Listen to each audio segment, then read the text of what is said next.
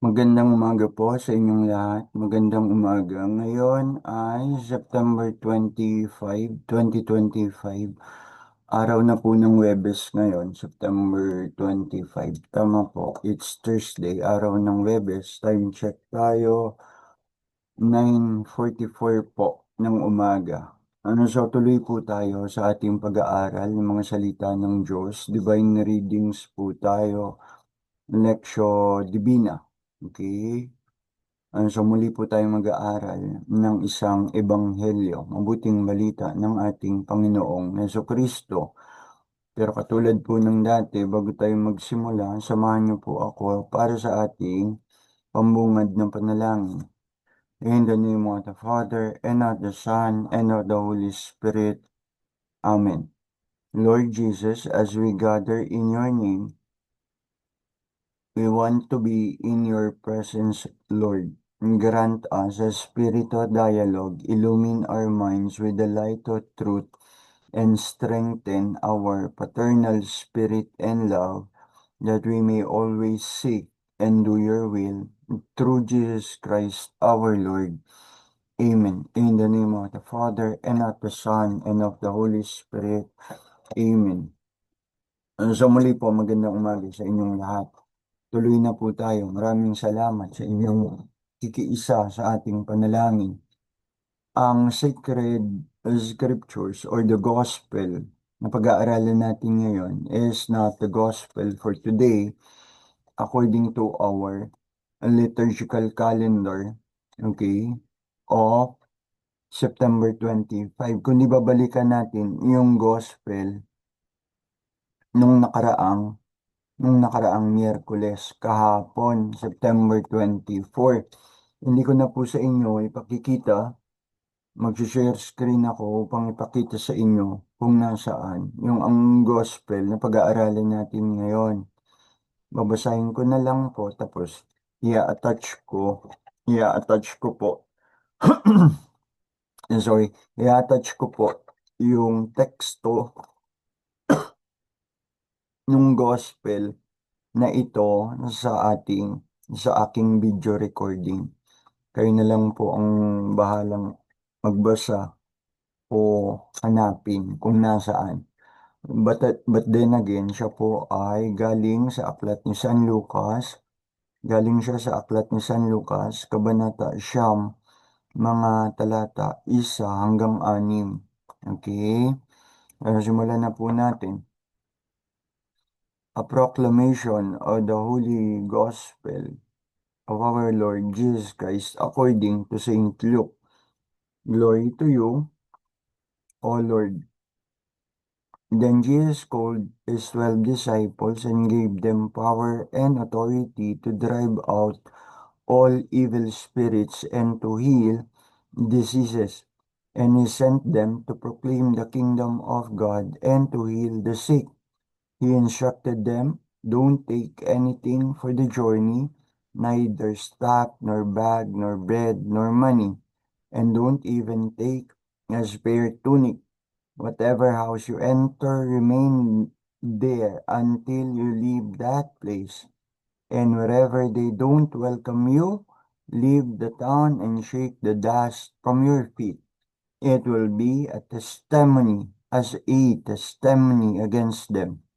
So they set out and went through the villages proclaiming the good news and healing people everywhere.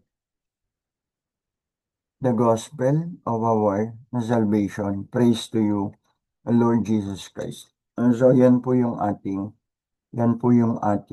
ebanghelyo yesterday. Yan po ang magiging tema ng aking pagbabahagi. And so, when Jesus, when Jesus, when Jesus, after calling the disciples, today's gospel highlights what Jesus did after calling the disciples. Pagkatapos tawagin ni Jesus ang kanyang mga alagad, isa-isa by their names. And Jesus called them by their names. Okay. Meron kanta nun. Tinawag kita sa iyong pangalan, Ikaw ay akin magpakailanman. Ako ang Panginoon mo at Diyos. Ayan, ganda ng kanta na yun. Sintonado lang po ako. Ano siya, tinawag ni Jesus ang kanyang mga alagad by their names. Ibig sabihin, kilala ng Panginoon sila, isa't isa. Okay. Pagkatapos silang tawagin ni Jesus, He gave them power and authority.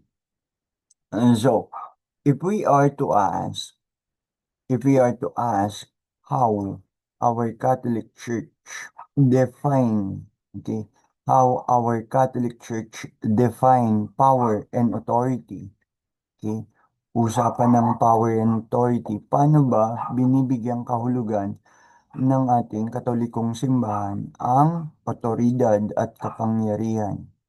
Okay?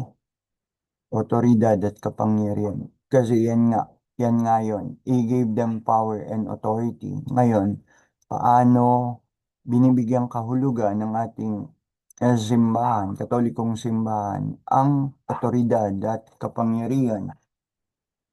Okay. Now, paano nga ba?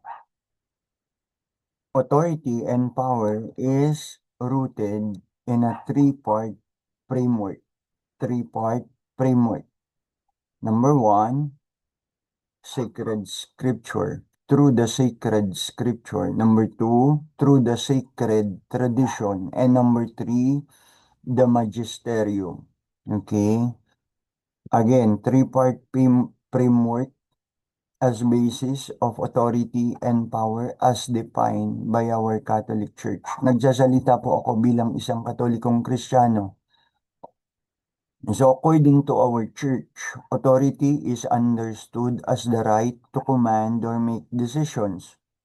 That is authority, the right to command or make decisions. Kaya ano naman ang power? Power is the ability to enforce those decisions made. Okay? The ability to enforce those decisions made, that is power. But the right to command or make decisions, that is authority. Okay? Within the church, our Catholic Church, there's seen this power and authority as being divinely given. It is divinely given, inspired by the Holy Spirit, and are exercised through a hierarchical structure. Bulol. Hierarchical structure in order. Nasa kaayusan ng lahat. May pagkakasunod-sunod. Okay, mula sa taas pababa. Hierarchy. Okay. There are those who lead, merong namumuno, and there are those who follow. Meron namang sumusunod. And so there are those who support, tumutulong, the mystical of body of Christ. This mystical body of Christ works in unity ng may pagkakaisa, walang putol. Okay? The mystical body of Christ works in unity. Okay, nagkakaisa. Katulad ng minsang nanalangin si Jesus at sa kanyang panalangin, makikita natin ang kanyang intention. The intentions of Jesus when one time He prayed. Nagdasal si Jesus. Ang sabi ni Jesus sa dasal niya, Father, addressing God the Father, Father, they may be one. They may be one, Father. Jesus in this prayer prayed for the unity of all believers, not just for the immediate beginning apostles or disciples, but also to those or for those who will believe through their message.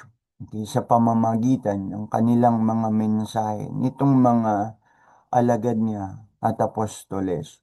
Silang mga maniniwala sa mensaheng dala ng mga alagad, apostoles. Okay?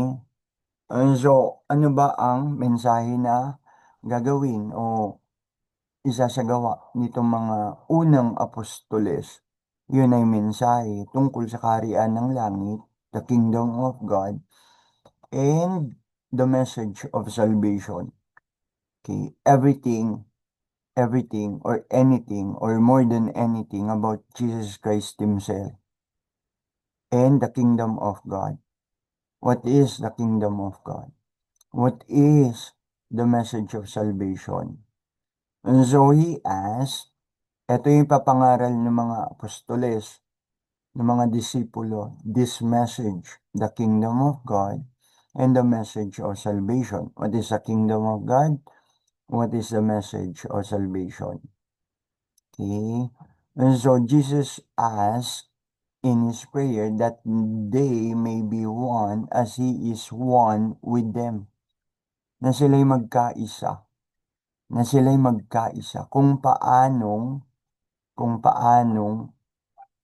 si Jesus ay isa sa kanila. United. And so Jesus asked that they may be one as He is one with them. Kaisa nila si Jesus. Kaisa natin si Jesus. And that the world may know that the Father, ang Diyos Ama, talagang sinugo siya, si Jesus, upang malaman ng mundo na ako'y isinugo mo, Ama. Tunay na isinugo mo, Ama. And so Jesus in his prayer asked for unity that they may be one. As Jesus is one with the disciples, one with the disciples, one with the apostles. Magulo ba? Para di magulo, let us read it precisely. May I read it precisely? Yung iyan, prayer of unity by Jesus. He prayed to the Father that all the believers may be one as He is one with them ay matatagpuan sa Aklat ni San Juan, Kabanata 17, mga talata 20 hanggang 23. So ito yung panalangin ni Jesus. My prayer is not for them alone. Ang aking pananalangin ay hindi lang para sa kanila, sa mga tagasunod ko, sa mga sumusunod sa akin. I pray also for those who will believe. Ipinapanalangin ko rin silang mga mananampalataya, silang mga maniniwala. I pray also for those who will believe in me through their message, that all of them may be one. Father, just as you are in me and I am in you, may they also be in us, so that the world may believe that you have sent me. Si Jesus ang nagsasalita at nananalangin. I have given them the glory that you gave me, that they may be one as we are one. I in them and you in me, so that they may be brought to complete, eto na, unity, that they may be brought to complete unity. Then the world will know, Father, that you sent me and have loved them even as you have loved me. Yun ang nilalaman ng aklat ng John chapter 17 verse 20 to 23. Jesus prayed for the unity. Jesus is united with his apostles, with his disciples. And Jesus is united with God the Father. And Jesus also wants na yung mga maniniwala about the message of God's kingdom, about the message of salvation through Him, by Him, sa pamamagitan ni Jesus, sila din ay maging isa at magkaisa. Okay, yun ang panalangin ni Jesus. And so, yun nga yun. Babalik tayo dun sa authority and power. There are three sources of authority according to our Catholic Church. Tatlong pinanggagalingan ng otoridad sa ating simbahan. Una, ang otoridad galing sa sacred scripture. The sources of authority, ang usapan, what are the three sources of authority according to our Catholic Church? Number one, the sacred scripture. The Bible is considered as the inspired word of God. Binigyang inspirasyon at kapangyarihan ang mga salitang nandyan. Okay? The word of God and a foundational source of truth and authority.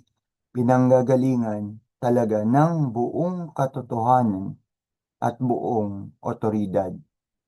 So ang sino man na siyang magtuturo, na siyang gagamit niyan, hindi yun isang basta otoridad lang. Okay? Hindi yan isang bagay na kukunin mo lang. Yan ay ibinibigay. At para maibigay sa iyo ang isang otoridad, dadaan ka sa butas ng karayom. Okay? Kasi kapag maling gamit ang sacred scripture, sa halip na makatulong upang marami ang maligtas, maring marami pa ang maligaw dahil sa maling pagtuturo galing dito, galing sa ating sacred scriptures. So una, ang otoridad, okay, ang basis niya as inspired word of God. Ito, may otoridad sa buhay natin. Okay, the word of God.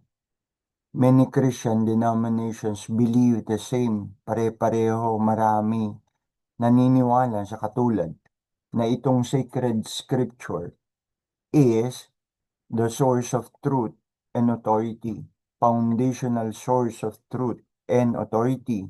Many Christians, again, denominations believe the same. The sacred scripture, the authority coming from the sacred scripture. Pero hindi lang yon, di ba? Tatlo nga siya ang sources of authority. Number two, a sacred tradition. What is a what is a sacred tradition or the sacred tradition? Ito ay tumutukoy, this refers to the oral teachings of Jesus passed down by the apostles to their successors, which have been maintained and clarified throughout the church history sa kasaysayan ng simbahan. Ang mga turo ni Jesus ay hindi lang makikita sa sacred scripture, kundi mga turo niya passed down by the apostles to their successors. It is seen as a living tradition, and this living tradition works in harmony with the scripture. So, hindi mapaghiwalay ang sacred scripture at ang sacred tradition. What is sacred tradition? It is the oral teachings of the Lord Jesus passed down by the apostles to their successors. Pasa-pasa ng karunungan. Nung unang panahon, ang mga pagtuturo't karunungan, lalo na sa sinaunang Israel, hindi lang pagtuturo sa pamamagitan, okay, by the writings, but also by word of mouth. Tinuturuan nila ang anak nila, ganito ang ating paniniwala, ganito ang ating tradisyon, even if without the writings. So, na-preserve nila yung kanilang belief at paniniwala, not only by the writings, but by also passed down, pwede by mouth, okay, or by writings. Okay? So maraming karunungan passed down to us, not only based on the sacred scripture, but also by mouth, by oral teaching, pagtuturo. Okay? And so malinaw yon. It is seen as a living tradition that works in harmony with the scripture, ano yun? The sacred tradition. And so again, the basis is not only the scriptures, sola scriptura, Bible alone, but also the teachings passed on by the apostles either by mouth or by writings. And that is the apostolic, okay, that is also relevant to the apostolic succession. Di ba? Sa ordinasyon, pinapatungan ng obispo ang ulo ng hihiranging pari na siya'y binibigyan ng kapangyarihan. Anong kapangyarihan? Kapangyarihan na gumawa sa mga sakramento. What are the Catholic sacraments? What are these sacraments? Iyan, kung hindi natin alam, kung hindi nyo alam at kayo'y Katoliko, maitatanong ko sa inyo, Katoliko ba talaga kayo? Hindi nyo alam kung ano ang mga sakramento. Okay? So yan nga po, hindi lang Bible alone, hindi lang sola scriptura. Okay, kasama dyan ang sacred tradition at ang sacred tradition ay pagpapasa-pasa ng mga karunungan either by mouth or by writings. Not all in writings, but also by oral tradition. And that tradition is also a part of that sacred tradition. At pangatlo, usapang uli, the sources of authority, the magisterium. So meron tayo tatlo. Framework, sources of authority. The sacred scripture, ang Biblia. The sacred tradition, ang mga karunungan passed down by the apostles, mga unang apostoles ni Kristo at sa mga sumunod, the successors. Okay? And then number three, the magisterium. Ano yung magisterium? This is the teaching authority of the church.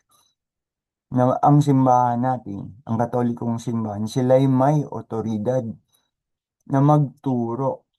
They had the teaching authority entrusted to them by the Pope and the bishops in communion with Jesus Christ. The magisterium's role is to authentically interpret both the scriptures, the sacred scriptures, and the sacred and tradition. Hindi po ako bahagi ng magisterium. Ang sinasabi ko lang po, ay ito yung ayon sa na ituturo sa atin, mga Katoliko. The sources of authority, sacred scripture, and sacred tradition, and the magisterium. Pwede nyo saliksikin. What is sacred scripture according to the Catholic faith? What is sacred tradition according to the Catholic faith? What is magisterium according to the Catholic faith? What are these three as sources of authority according to our Catholic faith?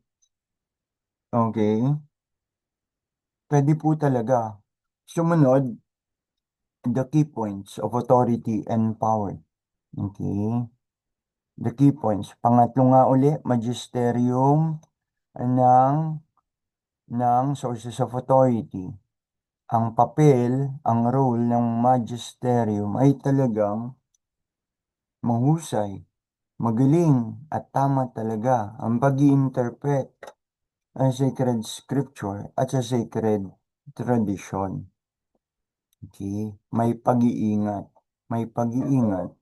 lubusang pag-iingat tungkol dito, tungkol sa sacred scripture. Kailangan authentic. Ibig sabihin authentic, true enough, totoo talaga, tama talaga ang mga interpretations of the sacred scriptures and tradition. May pag-iingat, may katotohanan. Dahil marami talagang tao ang namamali sa pag-interpret ng sacred scripture. So, pagbasa ng Biblia, interpret nila, ang interpretations nila ang tama at ang ibang interpretations ay mali. Ayun. Tapos magtatayo siya ng isang bagong simbahan. Siya ang founder. Ayun na. Dire-diretso na. Tuloy-tuloy na. Okay, hindi yan interpret no, ganun-ganun na lang. Hindi yan ganun kasimple. That, that is not as simple as it is.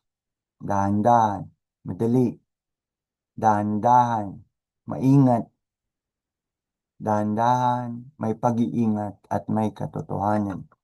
Ang sakto sa interpretasyon. So what are the key points of authority and power? The exercise of authority within the Catholic Church, our church, is best understood through the following concept. Ito na po yun, apostolic succession. Ito ang paniniwala na ang otoridad ay binigay ni Jesus sa mga unang apostoles, ay naipagpatuloy at naipasa any, without any broken or unbroken line of bishops with the Pope as a successor of St. Peter. O sino ang unang pinuno? Okay, the vicar of the church, vicar of the church, Catholic Church, the Pope, it is St. Peter. San Pedro yon. Okay. At mula kay San Pedro, kasama mga alagad, ang kapangyarihan at otoridad na ipasa nila sa iba, na ipasa nila sa mga sumunod sa kanila. Okay, that is apostolic succession, walang putol. Sumunod, key points tayo, authority and power. Sumunod, the papal infallibility. This is a specific and rarely used aspect of the magisterium. Bahagi ito ng magisterium, itong papal infallibility. It states that when the Pope speaks ex cathedra, that is from the chair of Peter. Ibig sabihin, yung kita nyo, punta kayo sa mga cathedral, may mga bishop's chair. Sinasagisag ng bishop's chair ang kapangyarihan. Ang kapangyarihan, kung sino man ang nakaupo doon. Okay? Ngayon, kung usapan tayo ng Roma, the Bishop of Rome, that is Pope. That is the Pope.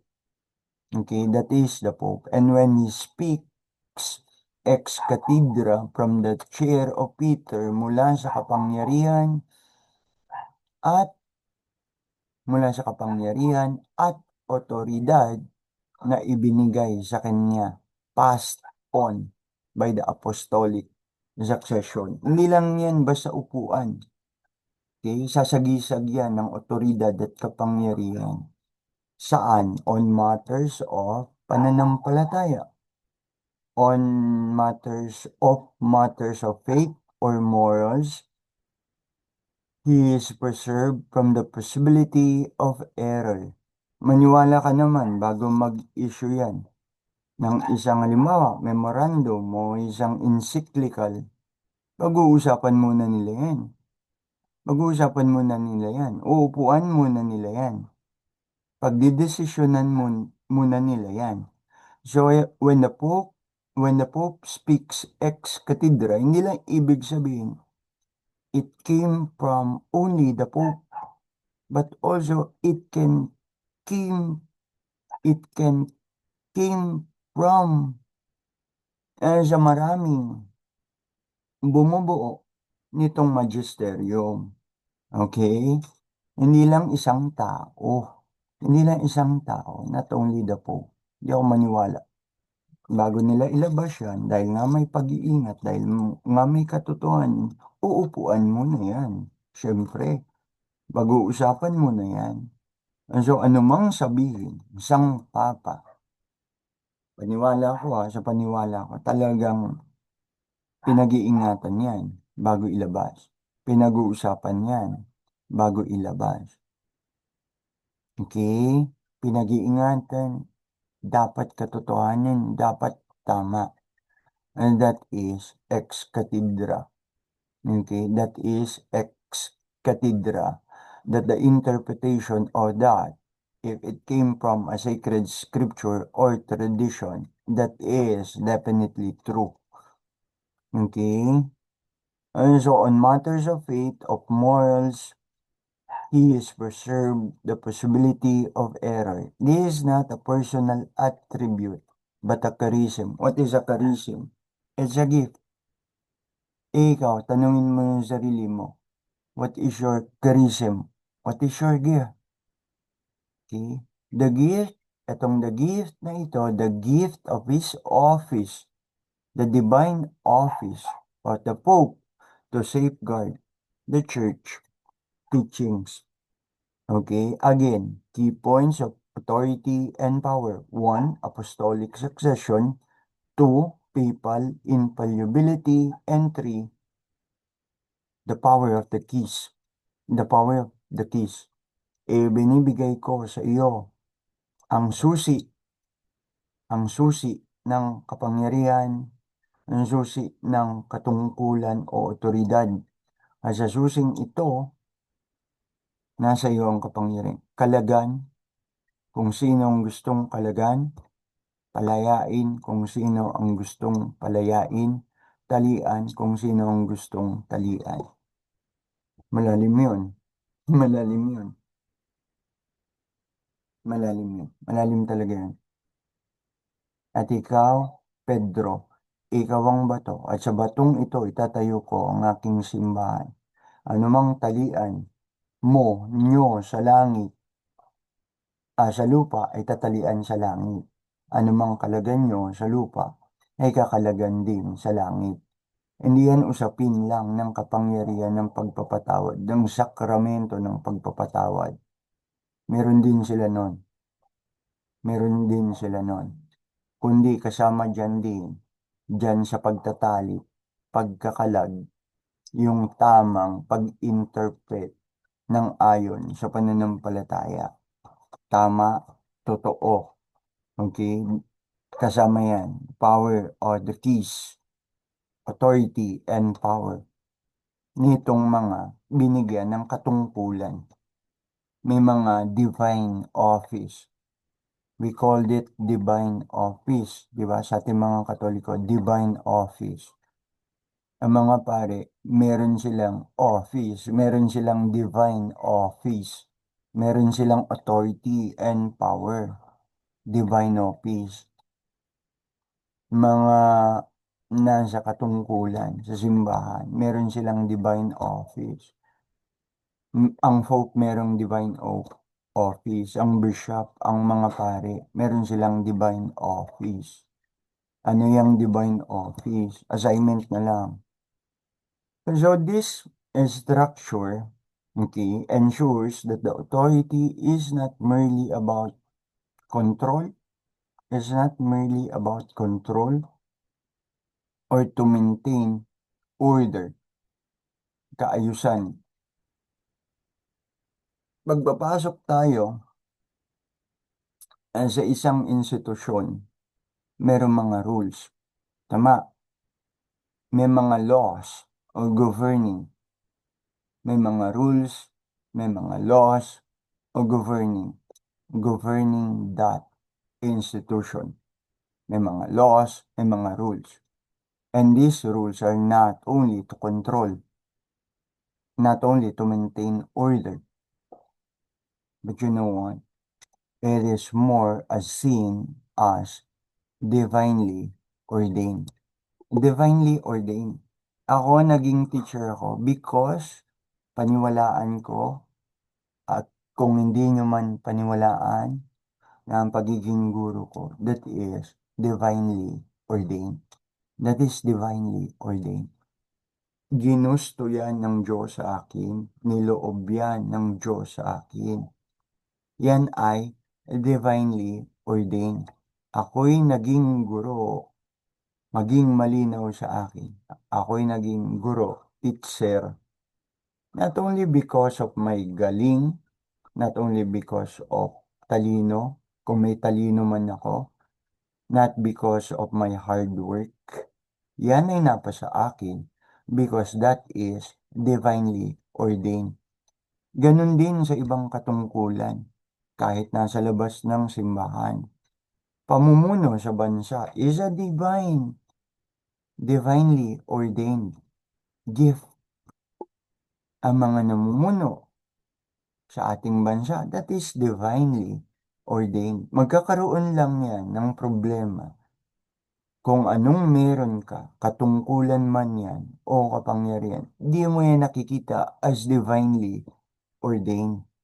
Di mo yan nakikita as divinely ordained. And because you do not see it as divinely ordained, gawa ka na lang ng gawa nang hindi mo iniisip na dapat yung ginagawa mo umayon dun sa Diyos na nag-ordained kung anong meron ka. Katungkulan man yan, kapangyarihan man yan, o ano man yan. Kung saan ka naroon at kung sino ka. What are you supposed to be doing? What are you supposed to be doing? You're supposed to be doing what you're supposed to be doing. If you're the president of the country, do what you're supposed to be doing. If you are a senator, do what is supposed to be what you're doing. Supposed to be doing, sorry. Doing what is supposed to be doing. You're supposed to be doing what you're supposed to be doing. Consider that what you have, in what position you have, in what titles you have, with what authority and power you have, that is divinely ordained. Niloob yan ng Diyos sa'yo. Kung paano ang sa akin niloob din ng Diyos. That is divinely ordained. Kung lilinawin mo ang tingin mo dyan, divinely ordained, hindi ka na magiging pabara-bara. Hindi ka na basta pabigla-bigla. Mag-iingat ka sa bawat desisyon. Mag-iingat ka sa bawat desisyon. Na ang bawat desisyon mo ay para sa mga tao, pinaglilingkuran mo. Ang paglilingkod na is divinely ordained. Service is divinely ordained. You're supposed to be doing what you're supposed to be doing. And what you're supposed to be doing is to serve. That is divinely ordained. But if you are not doing what you're supposed to be doing, okay, hindi na nagtutugma. Hindi na nagtutugma yung being divinely ordained sa ginagawa mo. Hindi na kabanalan ng ginagawa mo. Kailangan ko ba detalyehin pa? Ano bang kabanalan dyan sa iyong katungkulan? Pero ang ginagawa mo dyan, pananalbahe, pagnanakaw, pangungupit, daming tao, nahihirapan dahil sa iyong ginagawa. Meron kang katungkulan at kapangyarihan. Isa kang congressman, isa kang senador, isa kang mayor. Tapos ang tao sa halip na paglingkuran, sinasamantala mo o nasa na ang divinely ordained dun sa ginagawa mo. Yung dapat mong gawin, hindi mo ginagawa. Sa halip na maglingkod, ang pinaglilingkuran mo, sarili mo. Nagsusumit na naman ako. Nagsusumit na naman ako. So the church believes this framework. It protects its teachings from human fallibility and ensures that the faithful remain in the truth. Veritas, that the people remain in the truth. Pabanalin mo sila sa katotohanan, Panginoong Diyos. Sapagkat ang katotohanan niya ay siya rin nagpapabanal sa atin. And Jesus is the truth, not only the way. Jesus is the truth. I am the way, the truth, and the life. Jesus is the truth and the truth. Yan din ang magpapabanal sa atin. The truth sets us free. Pinalalaya tayo ng katotohanan. So, anong ginagawa natin? Hindi natin hinaharap ang katotohanan. Kahit masakit ang sasabihin ng salitang hindi mo ginagawa ang dapat mong gawin ayon sa iyong kapangyarihan at katungkulan. Hindi mo ginagawa ng tama ang paglilingkod. Paglilingkod naman talaga ang dapat mong gawin, kaya ka nandyan. Pero sa halip na paglilingkod sa mga dapat paglingkuran, inuuna mo ang iyong sarili. Inuuna mo ang iyong sarili. Hindi ang mga taong naglagay sa iyo sa kapangyarihang yan para sila'y paglingkuran. Inuuna mong paglingkuran ang iyong sarili. Ang sarili mo ang mahalaga. The I, the me, and myself. Divinely ordained na naging senador ka. Divinely ordained na naging congressman ka. Divinely ordained na naging mayor ka. Divinely ordained na naging konsehal, kagawad, chairman. Oh, para tabla-tabla. Divinely ordained, naging pari ka. Divinely ordained, naging teacher ka. Divinely ordained, anumang titulo na meron ka. Tapos ang ginagawa mo, hindi naman ayon sa mga dapat mong gawin, ayon sa iyong kapangyarihan at otoridad. O nasa na? Nasa na talaga ang divinely ordained? Hindi na yan nagiging divinely ordained. Hindi na nagiging divinely ordained. Magsusungit na naman ako. But that's the truth. Yan po ang katotohanan. Harapin natin. Marami sa atin may katungkulan, may titulo, may otoridad at kapangyarihan. Linawin natin ang isip natin, ang ating pangunawa, na yan ay binigay sa atin ng higit sa lahat ng Diyos, pinangyari yan ng Diyos. At dahil yan ang kalooban ng Diyos, dahil yan ang pinangyari ng Diyos, gawin naman natin ayon sa kalooban ng Diyos, being divinely ordained. Masyado na pong humaba at marami nang nasabi. Diyan na po natin tapusin. Mulit-muli, mulit-muli, gawin natin ang ating mga dapat gawin.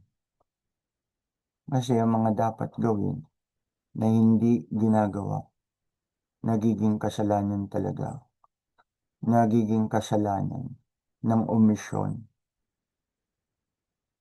Mga dapat gawin na hindi mo ginawa. Dapat gawin na hindi mo ginawa. Kasalanan yan. The sin of omission. You omitted something. May dapat kang gawin. Ano ba ang dapat kong gawin? Ano ba ang nasa akin? Ano bang kapangyarihan? Ano bang titulo na sa akin? Ano bang otoridad ang nasa akin? Linawin mo yan sa iyong sarili. At kung magiging malinaw yan sa iyong sarili, kung sino ka man, o kung ano ka man, at gagawin mo ang mga bagay ayon dyan sa katungkulan at kapangyarihang meron ka ayon sa kalooban ng Diyos, hindi tayo magiging sinungaling sa ating mga sarili. Magiging totoo sa atin yung sinasabing divinely ordained. Pero kapag hindi talaga yon divinely ordained. Ano pa? Last part. Kung gaano tayo kabukas ang isip natin upang saliksikin ng ibang paniniwala, naging bukas tayong saliksikin ng ibang paniniwala. At marami ang lumabas at tumanggap ng ibang paniniwala. Bilang panghuli, ang sasabihin ko rin po sa inyo, kung gaano kayo naging kabukas upang saliksikin ang ibang paniniwala, maging bukas din kayo na saliksikin ang iniwan nyo. Saliksikin nyo ang iniwan nyo. Makatwiran at makatarungan ba ng paniniwalang yan na iniwan ko ay talagang dapat ko nga ba talaga siyang iwan at ipagpalit sa ibang paniniwala? Bakit napunta diyan? Ako, part of my authority as a teacher is to remind all of us. I am just reminding you po. And not, kahit sabihin natin hindi nagtuturo, naging bukas tayo para maghanap, para magsaliksik ng ibang paniniwala. At pagkatapos ng ating pagsasaliksik, tinanggap natin ang mga paniniwalang ito. At yung iniwan natin, hindi lang natin siya iniwan. Ang ginawa natin, nagsasabi na tayo ng mga bagay na masama tungkol sa iniwan natin. Na kung minsan, hindi ka talaga sigurado dyan sa sinasabi mong yan. Iniwan ko yan kasi yan ay paniniwalang mali. Talaga bang mali ang iniwan mong paniniwala? Talaga ba siyang mali? Tinanggap mo na ang ibang paniniwala at dun mo na tinapos. Isinarado mo na ang iyong sarili. With all that has been said and done, balikan niyo ang inyong iniwan. Ngayon, kung sasabihin niyo, mapagtatanto niyo, maintindihan niyong mabuti, mali talaga ang iniwan kong paniniwala. Hindi talaga siya tama. O sige, huwag mo na talagang balikan. Huwag mo na talagang balikan.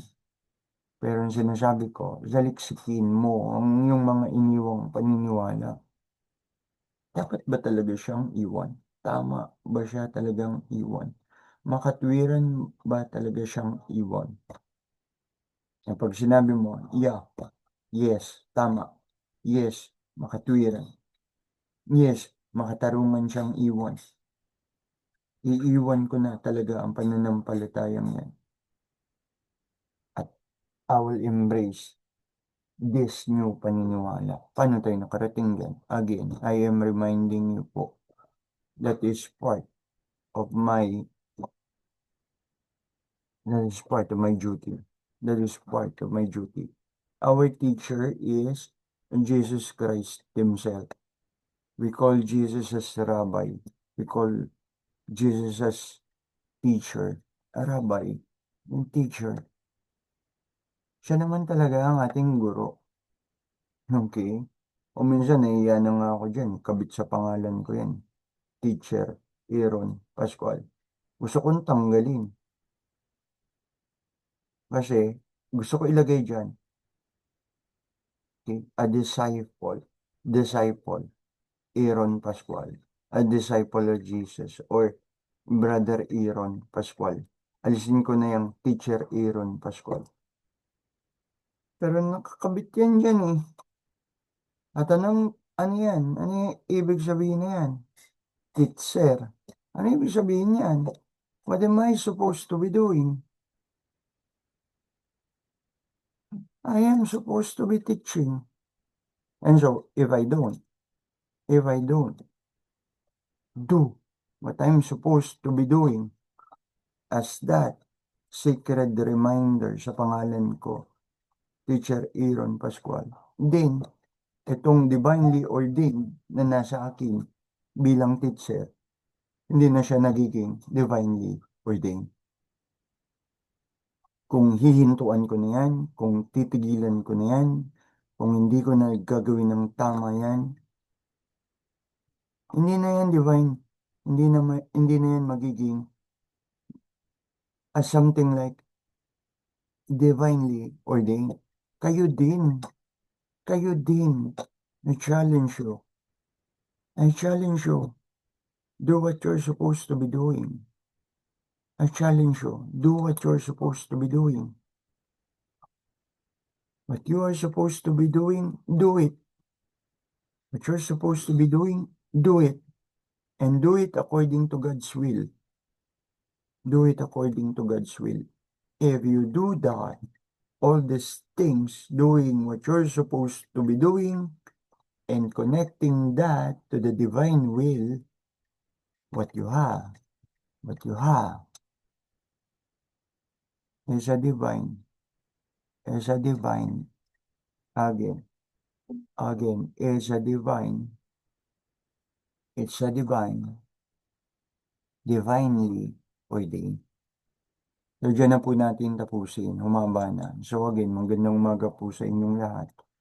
Time check tayo, 10:34. Maghahanda na po ako sa pagpasok sa trabaho. Maraming salamat po sa inyong lahat. Hanggang sa muli, Sir Aaron po ito. Tangi kong hiling at laging hiling sa inyo, ipanalangin niyo po ako. Kailangan ko po talaga iyan. Ang inyong mga panalangin. So that, magawa ko, what am I supposed to be doing? Para magawa ko, what am I supposed to be doing? According to my duty. So magandang umaga po sa inyong lahat. Hanggang sa muli, Sir Aaron po ito. Magandang umaga. Shalom. Pagpalain po tayong lahat. Shalom. Shalom.